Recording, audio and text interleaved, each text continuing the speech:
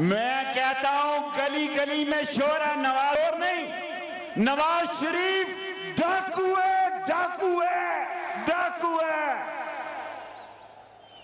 बस अब 5 मिनट तकरीर करने में, सिर्फ 5 मिनट। मेरे भाइयों, नवाज शरीफ साहब कहते हैं इमरान खान की जलसी होती है।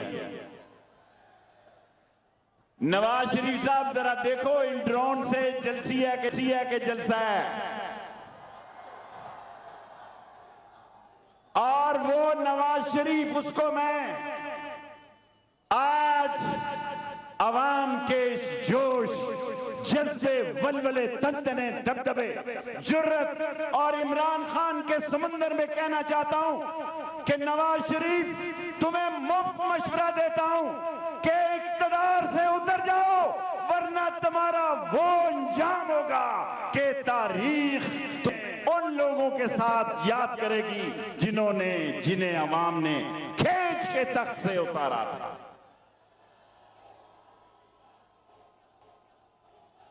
और ये कहते हैं एक दिन था इमरान खान अकेला खड़ा था, उसके साथ उसकी पार्टी खड़ी थी, मैं भी खड़ा था।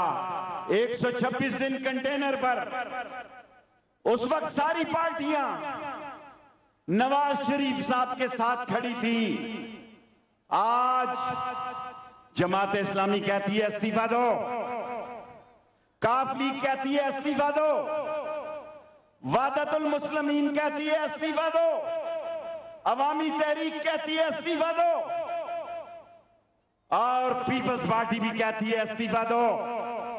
असफन यार कहता है जो सुप्रीम कोर्ट का फैसला है कौम गवाह रहना। आज सारी कौम एक तरफ है और सारी कौम के लिए जब मैंने फैसलाबाद में ये कहा था गो नवाज गो, कई लोग खफा हुए कि बड़ा इंतहाई सख्त नारा है। पाकिस्तान और नवाज शरीफ दोनों इकट्ठे नहीं चल सकते, नहीं चल सकते, नहीं चल सकते।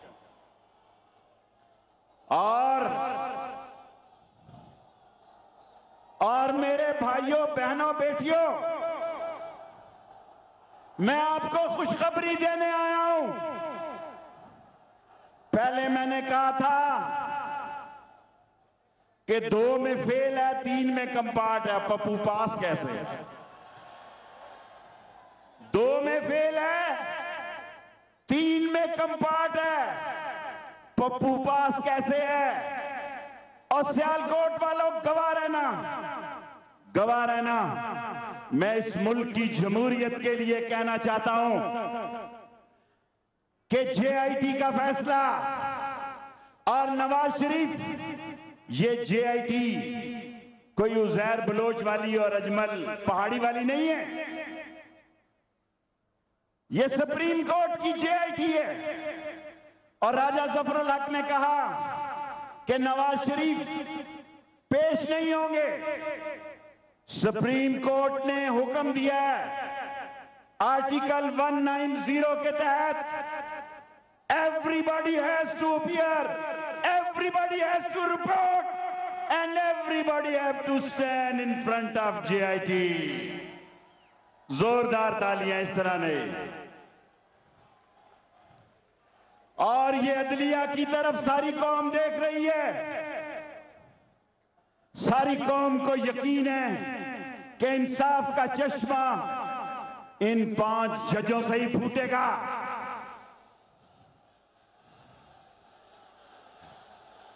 इंशाअल्लाह।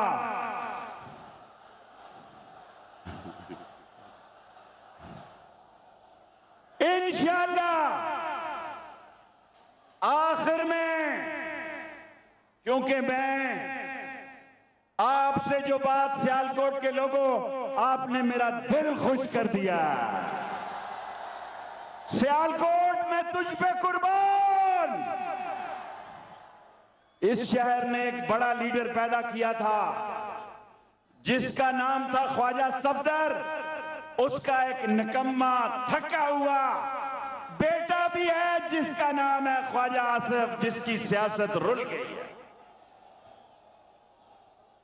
मेरे भाइयों, आज उनकी बेटी कहती हैं कि ये पनामा लीक्स, सुनो मैं लगाता हूं नारा यार प्लीज। मैं 5 मिनट जहांगीर तरीन को कह के आया हूं, मैं 5 मिनट में खत्म करना चाहता हूं। कहता हूं, उनकी बेटी कहती है ये कचरा है। मरियम बेटी साहबा, इस कचरे पे तुम्हारे बाप ने 3 दफा खिताब किया कौमी असम्बली पे। 6000 लोगों के खिलाफ केस चल रहा है 90 मुल्कों में। $180 बिलियन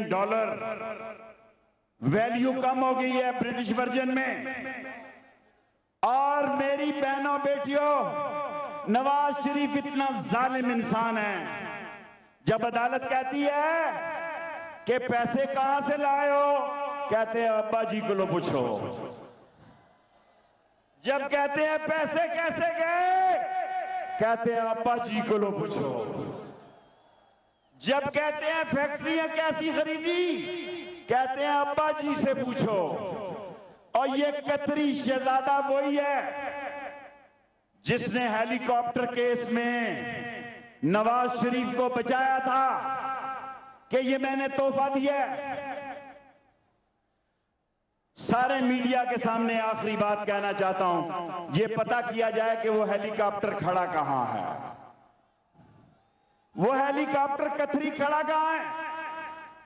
नवाज शरीफ साहब, ये आखिरी बात आपसे कह के, इस मुल्क में आपका एजेंडा फौज से टक्कर लेने का है।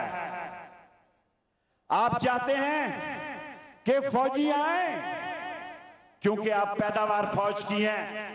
आप जीएचक्यू के गेट नंबर 4 की पैदावार हैं। हां, ये जीएचक्यू के गेट नंबर 4 की पैदावार है। ये चाहते हैं सुप्रीम कोर्ट ठप्पा ना लगाए। ये चाहते हैं ये मुल्क एक नए बहरान का दोचार हो जाए। और ये तासर दें कि जनाब सड़कें बनाई, पुल बनाई, ये तो मलिक रियाज का काम है, तेरा काम कहां से आ गया है। लोगों, पाकिस्तान को बचाना है तो इमरान खान के साथ हाथ में हाथ डालकर अहद करना है कि गरीब का इनकलाब लाएंगे, अल्लाह और उसके रसूल का अलम बुलंद करेंगे। इस मुल्क को